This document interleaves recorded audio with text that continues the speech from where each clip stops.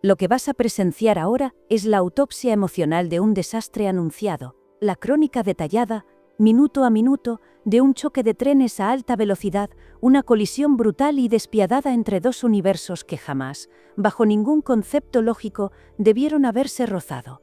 Es la narrativa dolorosa de cómo la princesa de la alta sociedad española, esa niña criada entre algodones de azúcar y melodías románticas que hablaban de amores eternos, decidió desafiar a los dioses de su propia dinastía, a su propio padre, para sumergirse en la bohemia, la oscuridad, el humo denso y el desenfreno intelectual de un hombre que representaba su antítesis perfecta, su reverso tenebroso y su perdición. Lo que vas a escuchar a continuación no son solo palabras lanzadas al viento, es el sonido estruendoso de cristales rotos, de ilusiones quebradas. Vamos a destripar los silencios cómplices de una época, las miradas gélidas de un padre desesperado que veía el futuro negro antes de que ocurriera, y vamos a revivir ese grito de rabia que rompió la cuarta pared y cambió la historia de la televisión y de nuestra forma de consumir la fama para siempre.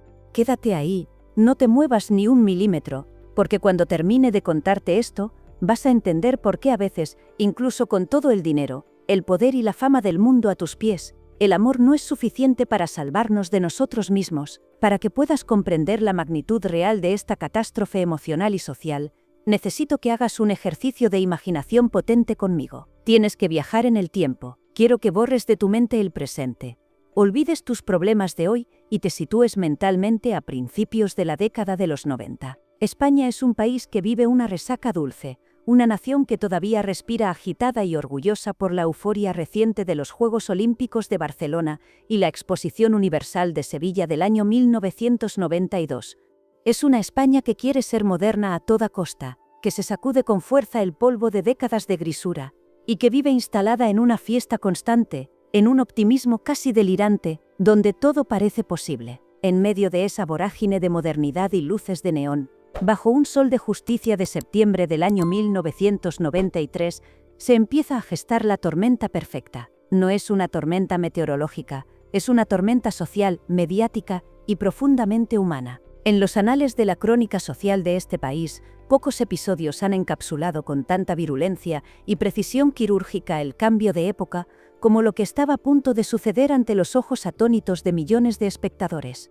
No estamos hablando simplemente del fracaso sentimental de dos jóvenes herederos de dinastías opuestas que juegan a ser adultos. Estamos hablando del choque tectónico entre dos Españas irreconciliables que se miraban con recelo. Por un lado, tenemos la España del papel cauché, esa España conservadora, católica, apostólica y estéticamente impecable que representaba el clan Iglesias Preisler. Una España de modales exquisitos, de sonrisas ensayadas frente al espejo durante horas y de una discreción que se valoraba más que el oro molido.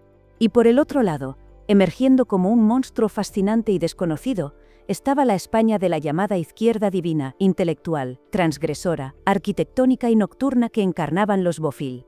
Para comprender la magnitud de este escándalo, que llenó miles de páginas de revistas y devoró cientos de horas de televisión en directo, es necesario que nos sumerjamos en los detalles más ínfimos, en los rincones oscuros que las cámaras no grabaron, y en los susurros de pasillo. Hablemos de ella, hablemos de la protagonista de este drama griego moderno. María Isabel Iglesias Preisler, conocida universalmente en cada rincón de habla hispana con el dulce diminutivo de Chabeli. No es una chica cualquiera. No es una joven anónima que busca su lugar en el mundo luchando contra la adversidad económica. Ella es la primogénita del cantante latino más famoso de la historia de la música, Julio Iglesias, y de la reina indiscutible de corazones, Isabel Preisler. Chabeli no nació. Chabeli fue presentada al mundo como una joya de la corona, como una extensión del éxito de sus padres. Su vida había transcurrido en una burbuja de cristal blindado en la soleada y lejana Miami. Tienes que entender el contexto psicológico para no juzgarla antes de tiempo. Tras el traumático y terrible secuestro de su abuelo, el doctor Iglesias Puga, la seguridad se convirtió en una obsesión paranoica para la familia. Chabeli creció rodeada de guardaespaldas armados, de muros altos que tapaban el horizonte, de chóferes que controlaban sus movimientos y de una protección asfixiante que la aislaba de la realidad de la calle. Fue educada en los valores más tradicionales de la familia hispana, el respeto a los mayores, el matrimonio como meta final y sagrada, y la discreción absoluta ante los medios. Aunque paradójicamente viviera bajo los focos de los paparazzi desde su primer llanto en el hospital, su esencia interna era la de una niña protegida, casi victoriana. A sus 21 años, Chabeli representaba el ideal platónico de la niña bien. Era dulce, con una mirada que destilaba una ingenuidad casi infantil, y con un sueño confeso que repetía en cada entrevista como un mantra aprendido: casarse joven, formar un hogar tranquilo, ser madre devota, ser esposa fiel, ser el pilar de una casa en paz. Ese era su horizonte, eso era lo que le habían enseñado que era la felicidad suprema, y ella lo creía con la fe del converso. Pero al otro lado del tablero de ajedrez, en la orilla opuesta de la existencia, como un personaje salido de una novela beatnik, oscura y compleja, o de una película de cine independiente francés que nadie entiende, se encontraba él, Ricardo Bofill Mayor Vergano. Si Chabeli era la luz brillante del día y el orden, Ricardo era la profundidad insondable de la noche y el caos creativo. Hijo del visionario arquitecto Ricardo Bofill Levi y de la actriz italiana Serena Vergano, Ricardo, o Ricardito como le llamaba la prensa de Madrid con cierta sorna y desprecio, se había criado en un entorno que parecía ciencia ficción. Creció en el taller de arquitectura, un antiguo silo de cemento en Saint-Just-des-Verns, una mole industrial reconvertida en templo del diseño y el pensamiento liberal. Él era la antítesis biológica y cultural de Chabeli, aspirante a escritor maldito, cineasta incomprendido, amante de la noche barcelonesa, de la provocación intelectual gratuita, del debate filosófico hasta el amanecer, y como se sabría mucho después con dolorosa claridad, coqueteaba peligrosamente con excesos y sustancias que definían la vanguardia más radical de la época. El flechazo entre estos dos seres de planetas distintos fue tan rápido como incomprensible para sus respectivos entornos. Surgió en ese circuito cerrado de alta sociedad que conectaba Madrid, Barcelona y Miami, un triángulo de oro donde los hijos de las celebridades coincidían en fiestas y eventos exclusivos, lejos de las miradas de los mortales comunes, lo que para ellos fue una atracción basada quizás en la curiosidad por lo exótico. La princesa de la prensa rosa fascinada por el intelectual rebelde que le hablaba de libros que ella no conocía, y el bohemio atraído por la belleza icónica y la fama masiva planetaria de ella. Para sus familias, fue una señal de alarma inmediata, una sirena roja girando en mitad de la noche. Desde el primer momento en que se les vio juntos, la oposición fue palpable, densa, casi física, especialmente por parte de Julio Iglesias. Y aquí quiero que te detengas a pensar en la figura de Julio. El cantante no es solo un artista, es un hombre que ha construido un imperio colosal basado en el control milimétrico de su imagen y de su entorno. Julio poseía, y posee, un instinto casi animal, un olfato de depredador para detectar lo que él consideraba malas influencias o peligros para su manada, y en especial para su hija favorita, su niña de los ojos. Julio veía en Ricardo no solo a un joven inmaduro con pretensiones artísticas, sino a un representante de un estilo de vida desordenado, liberal y pretencioso que chocaba frontalmente, como un muro de acero, con el conservadurismo protector que él deseaba para Chabeli. Isabel Preisler, siempre más diplomática, más fría en su análisis pero igualmente perspicaz, tampoco ocultaba su profunda preocupación ante una unión que se precipitaba con la urgencia loca de la inmadurez. Ella, con su experiencia vital, intuía que las diferencias de carácter, de educación, de valores y de expectativas vitales eran abismos imposibles de sortear con la mera pasión juvenil de unos meses. A pesar de las advertencias continuas, de las charlas serias en los salones de Miami, o quizás espoleados precisamente por ellas en un acto de rebeldía generacional típica, Chabeli y Ricardo decidieron casarse. Se lanzaron al vacío. La fecha elegida fue el 11 de septiembre del año 1993, día de la Diada de Cataluña, un detalle que añadía una capa más de caos logístico y político al evento, complicando el tráfico y la seguridad. La boda no se celebraría en una catedral gótica llena de incienso, ni en una finca de la aristocracia madrileña con caballos y carruajes. No, el enlace se haría en el territorio del novio, en su feudo, el taller de arquitectura de su padre en Saint-Just-des-Verns. La elección del lugar era toda una declaración de intenciones, un grito de guerra estético. Chabeli entraba, literal y metafóricamente, en el mundo de hormigón gris, de espacios diáfanos, de frialdad industrial y estética brutalista de los Bofill, un escenario monumental pero frío, que contrastaba violentamente con la calidez y el lujo clásico habitual de las celebraciones de los Iglesias. La tensión previa al enlace alcanzó cotas puramente cinematográficas en los instantes previos a la ceremonia. Se filtró años después, en voz baja y confirmando los rumores, que Julio Iglesias, en un último y desesperado intento por salvar a su hija de lo que él consideraba un error fatal e irreversible, mantuvo una conversación privada con Chabeli minutos antes de tener que salir ante los invitados y las cámaras. Imagina la escena. El padre, poderoso, acostumbrado a que el mundo obedezca sus órdenes, frente a su hija vestida de novia, con el rostro serio, la tensión marcada en la mandíbula y los ojos clavados en ella. El cantante le susurró una propuesta que parecía sacada de un guión de Hollywood, una oferta que te helaría la sangre si te la hicieran a ti. Le dijo, con voz firme pero cargada de angustia paternal: Chabeli, tengo el avión a 10 minutos de aquí, con los motores en marcha. Nos vamos todos ahora mismo, tú, yo y la familia, y les dejamos con la boda plantada. La oferta de fuga estaba sobre la mesa. Era real. Era tangible. Julio Iglesias estaba dispuesto a asumir el escándalo mundial de una novia a la fuga. Estaba dispuesto a enfrentarse a las portadas y a la vergüenza pública con tal de evitar el sufrimiento futuro que él ya veía venir para su hija. Aquí quiero hacer una pausa y mirarte a los ojos. Quiero que te pongas en la piel de esa chica de 21 años, vestida de blanco, a punto de salir a casarse, con su padre ofreciéndole una vía de escape in extremis. ¿Tú qué habrías hecho en su lugar? ¿Habrías tenido el valor de subirte a ese avión y dejarlo todo atrás, confiando en el instinto de tu padre? ¿O te habrías quedado por miedo al ridículo, por la presión social o porque creías ciegamente en el amor? Déjame tu opinión sincera en los comentarios, porque esa decisión marcó el resto de su vida, y quiero saber si tú hubieras sido capaz de huir. Pero Chabeli, enrocada en su decisión, quizás cegada por la ilusión del momento, por la rebeldía o por el pánico a ser la comidilla del mundo si cancelaba, se negó a subir a ese avión, dijo que no. Y al decir que no, estaba sellando, sin saberlo, su propio destino y comprando un billete de ida hacia el dolor. El día de la boda, la pequeña localidad de Sandhurst-Desvern se convirtió en el epicentro de un terremoto mediático de escala global. La expectación era tal que más de 5.000 curiosos colapsaron las calles adyacentes al taller de arquitectura, creando un tapón humano asfixiante que obligó a intervenir a las fuerzas de seguridad y generó un malestar evidente y sonoro entre los vecinos, quienes veían su tranquilidad invadida por el circo de la fama ajena. Mientras tanto, dentro del recinto de cemento, el ambiente era una extraña mezcla de exclusividad VIP y tensión irrespirable. La lista de invitados, reducida a unas 200 personas elegidas con lupa, era un crisol de personalidades dispares que se miraban con recelo y desconfianza.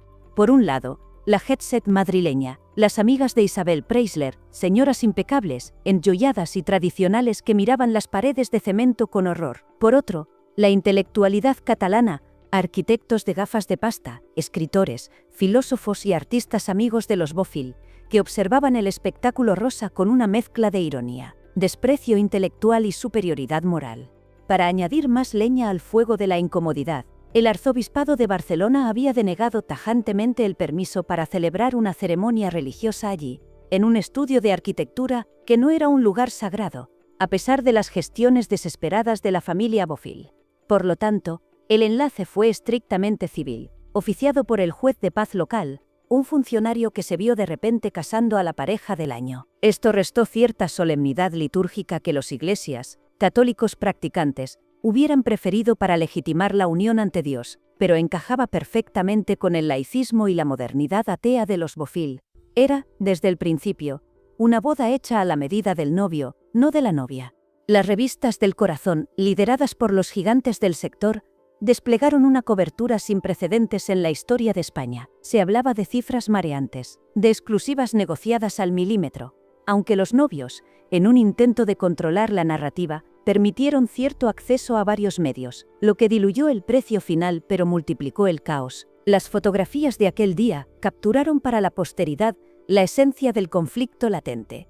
Una Chabeli radiante, sí, bellísima, pero con una mirada en los ojos que denotaba cierta fragilidad, cierto miedo contenido, enfundada en un vestido que intentaba conciliar la modernidad con la tradición.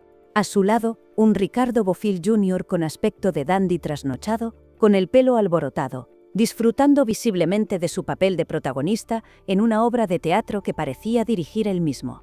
Sin embargo, lo más revelador, lo que realmente te ponía los pelos de punta si sabías leer el lenguaje corporal, eran los rostros de los padres. Julio Iglesias posaba para las cámaras con una sonrisa profesional. Esa sonrisa que ha vendido millones de discos, pero sus ojos estaban fríos, muertos, escaneando el lugar con desprecio, visiblemente incómodo en el feudo de su consuegro, sintiéndose fuera de lugar y atrapado. Isabel Preisler, por su parte, mantenía la compostura estoica que la ha convertido en leyenda, navegando la situación con una elegancia gélida, sin que se le moviera un solo pelo, pero con una distancia emocional que lo decía todo. La ausencia de una celebración religiosa, la naturaleza medio secreta y apresurada del evento, y el entorno industrial alimentaron desde el minuto uno los titulares más venenosos. Se hablaba de un matrimonio manipulado, de intereses ocultos. Se sugería en voz baja que Ricardo buscaba la fama global que su apellido solo le daba en círculos cultos, mientras que Chabeli buscaba una emancipación mal entendida, una huida hacia adelante para dejar de ser la niña de papá. Nadie podía imaginar entonces que aquel día de fiesta, champán y flashes, era en realidad el primer acto de una tragedia que acabaría entre gritos, insultos y lágrimas en un plató de televisión años después. Pero eso, querido espectador, es solo el comienzo de la pesadilla. Lo que pasó cuando se cerraron las puertas del taller de arquitectura y los invitados se marcharon, cuando la pareja se quedó a solas con su realidad, es mucho más oscuro y doloroso de lo que te han contado hasta ahora. Apenas se apagaron los ecos de la fiesta, apenas se barrió el último confeti del suelo de cemento de aquel taller de arquitectura, y los invitados de lujo volvieron a sus vidas privilegiadas. La realidad cayó sobre la pareja como una guillotina afilada. Tras una luna de miel que sirvió únicamente de breve espejismo, de tregua pactada antes de la guerra, la rutina de la convivencia se impuso con una brutalidad aplastante que ninguno de los dos vio venir. Intentaron establecer su vida a caballo entre dos mundos que se repelían magnéticamente. Miami, donde Chabeli tenía su base, su seguridad emocional y el manto protector de su madre, y Barcelona, el terreno de juego indiscutible de Ricardo, su selva particular. Fue entonces, en la intimidad del día a día, cuando las diferencias que durante el noviazgo parecían excentricidades encantadoras o detalles exóticos que daban sabor a la relación, se transformaron en muros de hormigón infranqueables, en alambradas que cortaban la piel. La incompatibilidad de caracteres, esa frase hecha y fría que los abogados suelen utilizar para ocultar verdades complejas y dolorosas, era en este caso literal, absoluta y devastadora. Chabeli, como confesaría más tarde en unas declaraciones que rompían el alma por su honestidad, anhelaba con todas sus fuerzas una vida doméstica convencional, casi aburrida para los estándares de la fama. Ella lo decía claro, con esa voz suave que parecía pedir perdón por existir.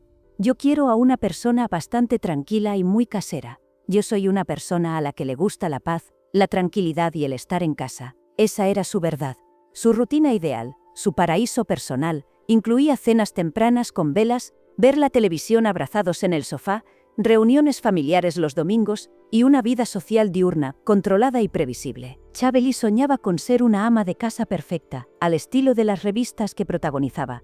Pero Ricardo era una criatura de la noche, un vampiro emocional que se alimentaba del caos. Su vida giraba en torno a la creación artística, pero también, y de forma peligrosa, a la destrucción. Le gustaba salir con sus amigos, esa corte de los milagros intelectuales, hasta que el sol despuntaba por el horizonte. Le gustaba frecuentar bares oscuros, discotecas de moda y antros bohemios.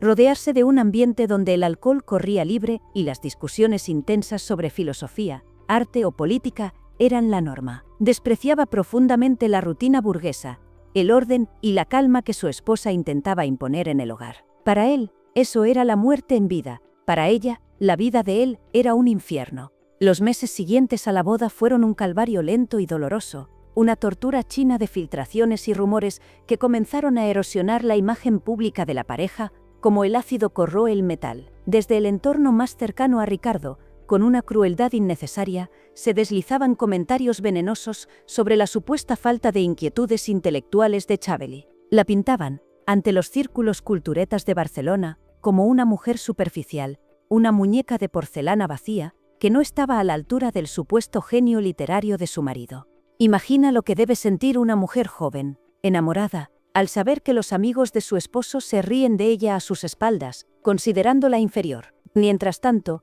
el círculo de hierro de los Iglesias contraatacaba con ferocidad, describiendo a Ricardo como un hombre inestable, manipulador, celoso y con un ego desmedido que no cabía en las mansiones de Miami. La prensa, siempre hambrienta de sangre, comenzó a hacerse eco de discusiones a gritos que traspasaban las paredes de su residencia conyugal. Los vecinos escuchaban portazos, llantos y recriminaciones. Se hablaba de escenas de celos enfermizos en público, en restaurantes de moda donde los comensales dejaban de comer para observar el espectáculo de una pareja rompiéndose en directo. Se habló de acusaciones de infidelidad por ambas partes, rumores oscuros que manchaban el honor de los dos, aunque nunca se presentaron pruebas concluyentes sobre la mesa. Pero el clima de desconfianza era total, irrespirable. En Miami, la situación se volvió insostenible, asfixiante. Ricardo se sentía atrapado en la ciudad de Florida, a la que consideraba un desierto cultural lleno de frivolidad, plástico y gente sin alma. Odiaba el sol eterno, odiaba las fiestas de sociedad de Isabel Preisler, odiaba todo lo que representaba el mundo de su mujer. Y Chabeli se sentía sola y abandonada en su propia casa, en su propio territorio. Pasaba las noches esperando, mirando el reloj, esperando a un marido que prefería la compañía de la noche, de los extraños y de la fiesta a la suya. Hubo reportes de incidentes que rozaron la intervención policial, momentos de tensión tan alta que se temió por la integridad física de ambos. El deterioro era evidente para cualquiera que tuviera ojos en la cara. Chabeli aparecía en las fotos cada vez más delgada, consumida, con una tristeza infinita en la mirada, perdiendo ese brillo vital que la caracterizaba. Ricardo, por su parte, lucía un aspecto cada vez más desaliñado, errático, con la mirada perdida de quien vive al límite. Y aquí quiero hacer una pausa dramática para plantearte una cuestión que me ronda la cabeza. Viendo cómo sufrieron, viendo cómo se destruyeron mutuamente en tan poco tiempo, te pregunto, ¿crees que el amor justifica aguantar una relación que te hace infeliz? ¿O piensas que debieron haber cortado por lo sano mucho antes, en el momento en que vieron que sus mundos eran incompatibles? Quiero leer tu opinión en los comentarios, porque mucha gente aguanta años de infierno por el miedo al qué dirán, o por la esperanza absurda de que el otro cambie. ¿Tú qué habrías hecho? La crónica de este naufragio anunciado, de este Titanic sentimental, llegó a su fin inevitable en febrero del año 1995, apenas un año y medio después de aquella boda multitudinaria y extraña en el taller de cemento. La ruptura, como todo en su relación, fue pública, notoria y gestionada a través de las exclusivas y las revistas. El comunicado oficial, enviado a la revista de cabecera de la familia, trataba de mantener las formas diplomáticas. Chabeli Iglesias y Ricardo Bofill han decidido de mutuo acuerdo poner fin a su relación. Palabras frías para un final caliente. La abogada de Chabeli se esforzó titánicamente en subrayar ante los medios que la separación no venía motivada por terceras personas, ni por causas graves, sino por la pura y simple imposibilidad de convivencia. Era una estrategia legal inteligente para proteger la intimidad que les quedaba, para evitar que la sangre llegara al río. Sin embargo, la realidad fáctica, la verdad que se escondía tras los comunicados, era que la pareja ya llevaba semanas, quizás meses, viviendo vidas totalmente separadas. Chabeli se había refugiado en el domicilio conyugal, o a menudo huía a la mansión de su padre en la exclusiva isla de Indian Creek, buscando el consuelo de los suyos, mientras Ricardo se había mudado a un hotel en Miami, evidenciando que la ruptura física había precedido con mucho a la oficial. Ya no se soportaban. Las declaraciones posteriores de los protagonistas terminaron de dibujar el mapa del desastre para el gran público. Chabeli, en una entrevista concedida desde Cuernavaca, México, donde intentaba desesperadamente relanzar su carrera profesional y reconstruir su autoestima con un breve paso por la televisión entrevistando a figuras como Thalía, se mostró tajante y sorprendentemente madura para su edad. Se quitó la máscara de niña buena y habló desde el dolor de una mujer herida. Tengo 23 años y lo que tampoco puedo hacer es vivir infeliz el resto de mi vida. Fue una frase lapidaria, contundente, que revelaba el grado de sufrimiento silencioso que había soportado entre cuatro paredes. Admitió sin ambajes, sin paños calientes, que Ricardo es diferente a lo que yo quiero. Ricardo es una persona a la que le gusta la vida nocturna. Y llega un momento en que esas diferencias se hacen insalvables. Estaba admitiendo ante el mundo que se había equivocado, que su padre tenía razón, que el sueño era una pesadilla. Por su parte, Ricardo, en un tono mucho más defensivo, quizás herido en su orgullo de macho alfa o de intelectual incomprendido, resumió el fracaso alegando que Chabeli y yo teníamos dos estilos de vida opuestos, una obviedad gigantesca que les había costado 18 meses de tormento descubrir. El divorcio legal fue rápido, tramitado inicialmente como separación judicial, pero dejó a Chabeli en el epicentro de un huracán mediático del que saldría transformada para siempre. Ya no era la niña inocente, era una mujer divorciada en una España que todavía miraba esas cosas con lupa. Pero si pensabas que con la firma de los papeles del divorcio se acababa el drama, si creías que ahora vendría la calma y el olvido, estás muy equivocado. Lo que el destino les tenía reservado especialmente a Chabeli era algo mucho peor que un mal matrimonio. Si el matrimonio y el divorcio fueron eventos propios de la prensa rosa clásica, de la elegancia y el saber estar, lo que sucedió después marcó el inicio de una nueva feroz y despiadada etapa en la televisión española. Estábamos a las puertas del nacimiento de la bestia, la telebasura. Y Chabeli, sin saberlo, iba a ser el sacrificio inaugural, la víctima propiciatoria que se lanzaría al volcán para inaugurar una era de gritos, insultos y falta de respeto. Prepárate, porque lo que te voy a contar ahora sobre aquella noche fatídica en Valencia va a hacer que te hierva la sangre. Si el matrimonio y el divorcio fueron eventos propios de la prensa rosa clásica, lo que sucedió después marcó el inicio de una nueva y feroz etapa en la televisión española. El nacimiento de la telebasura. El 13 de marzo de 1997, 2 años después de la separación, Chabeli fue invitada al estreno del programa Tómbola en la televisión autonómica valenciana Canal Nou. Aquella noche estaba destinada a ser una entrevista amable, bien pagada y promocional, pero se convirtió en una emboscada en directo, una carnicería mediática que pasaría a la historia negra de la televisión. Chabeli se sentó en el plató, esperando el trato deferente al que estaba acostumbrada por ser hija de quien era, esperando preguntas sobre su vida en Miami o sus proyectos. Pero lo que se encontró fue una jauría. Frente a ella había un panel de periodistas con los colmillos afilados, entre los que destacaban Jesús Mariñas, Ángel Antonio Herrera y, sobre todo, la temida Carmele Marchante. Ellos inauguraron esa noche un estilo de periodismo agresivo, sucio y sin filtros que jamás se había visto antes. Carmele Marchante, periodista catalana y amiga personal de la familia Bofill, actuó como la fiscal implacable de Ricardo en el plató, convirtiendo la entrevista en un juicio sumarísimo, con una hostilidad apenas disimulada y una frialdad que asustaba. Comenzó a cuestionar la inteligencia de Chabeli, su estilo de vida y su valía profesional, lanzando ataques directos al corazón que descolocaron totalmente a la joven. Le echó en cara, ante millones de espectadores, que no leía, que no tenía cultura, que su vida era vacía y superficial. Chabeli, visiblemente nerviosa y sintiendo que había caído en una trampa mortal, intentó defenderse, pero la dinámica del programa era un caos absoluto, donde todos hablaban a la vez, y los gritos eran la moneda de cambio. La sobrepasaron. En un momento de tensión máxima, Carmele hizo alusiones veladas a la vida íntima y a rumores oscuros que circulaban sobre el matrimonio fallido, defendiendo a capa y espada la postura de Ricardo Bofill y dejando a Chabeli como la mala de la película. Chabeli, años después, analizaría aquel momento con una claridad dolorosa. Yo creo que Carmele tenía una cosa un poquito personal conmigo. Era muy amiga de la familia Bofill y yo creo que eso le dolió mucho, que yo me separara de Ricardo. El enfrentamiento escaló hasta niveles de surrealismo grotesco. Incluso hubo momentos donde, en medio del caos, se hicieron bromas de mal gusto sobre unas supuestas monjas de la Consolación, utilizando el doble sentido para atacar o ridiculizar, en una muestra del nivel de degradación moral al que había llegado el debate.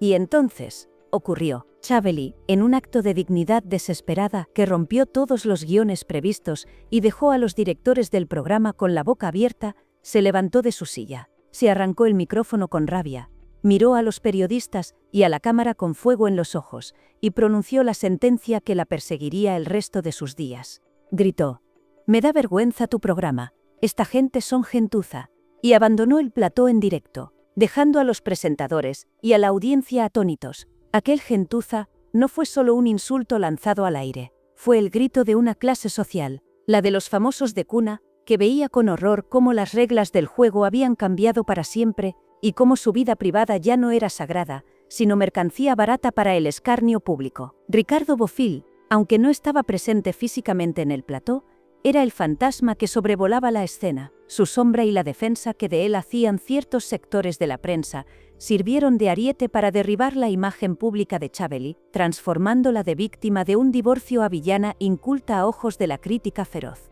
Tras el escándalo de Tómbola, las trayectorias de los excónyuges divergieron radicalmente, confirmando las incompatibilidades que habían hecho inviable su matrimonio desde el primer día. Ricardo Bofill Jr., lejos de retirarse a la discreción tras el fracaso matrimonial, pisó el acelerador de su vida pública hasta el fondo. Se convirtió en un habitual de las crónicas nocturnas, en el rey de la noche golfa, encadenando escándalos y protagonizando una relación de alto voltaje mediático con la cantante mexicana Paulina Rubio, que duró desde 1995 hasta 2004.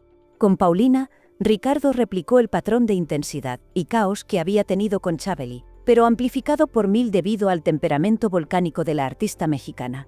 Sin embargo, lo que el público veía era solo la superficie de fiesta y glamour. Bajo esa capa, Ricardo descendía a los infiernos. Años más tarde, en un acto de contrición pública valiente pero terrible, confesaría sus graves problemas de adicción a las drogas y al alcohol durante aquella época oscura, admitiendo que su vida era una huida hacia adelante, un intento de llenar un vacío existencial con ruido y sustancias.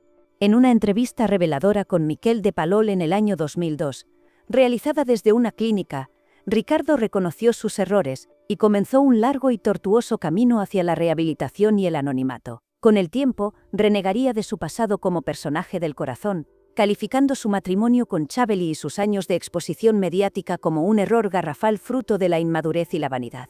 Acabaría integrándose en el taller de su padre, buscando redención en la arquitectura, en el trabajo duro y en el silencio que tanto despreció en su juventud.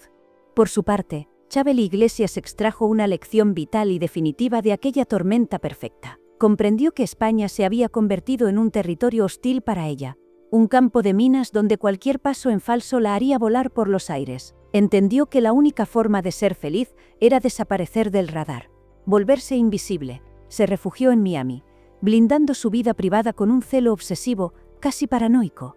Cuando volvió a enamorarse del empresario Cristian Altava, aplicó la estrategia opuesta a la de su boda con Ricardo. Aprendió de sus errores.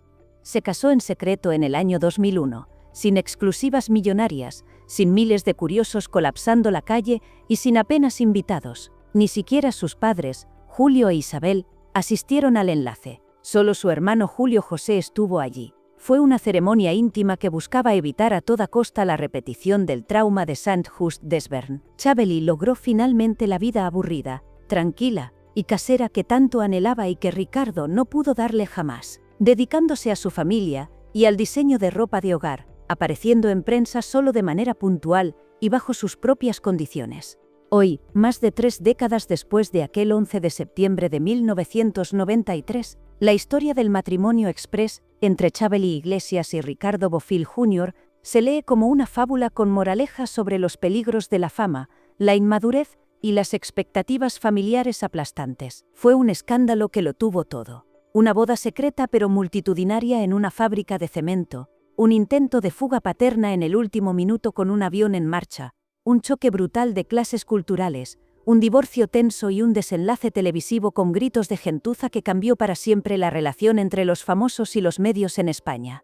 De aquella unión nacida en el error y la precipitación solo quedan las hemerotecas amarillentas y la certeza absoluta de que Julio Iglesias, con su oferta desesperada de un avión de huida, tenía toda la razón del mundo. A veces, el instinto de un padre no se equivoca. A veces, el amor no es suficiente cuando dos mundos opuestos están destinados a colisionar y destruirse mutuamente.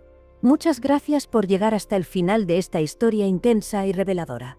Si te ha atrapado este relato y quieres conocer más secretos oscuros de las grandes dinastías, no olvides suscribirte ahora mismo al canal Los Famosos del Corazón. Dale al botón de suscribirse y activa la campanita, porque lo que verás ahora en pantalla son más videos impactantes de nuestro canal que te van a dejar pegado al asiento.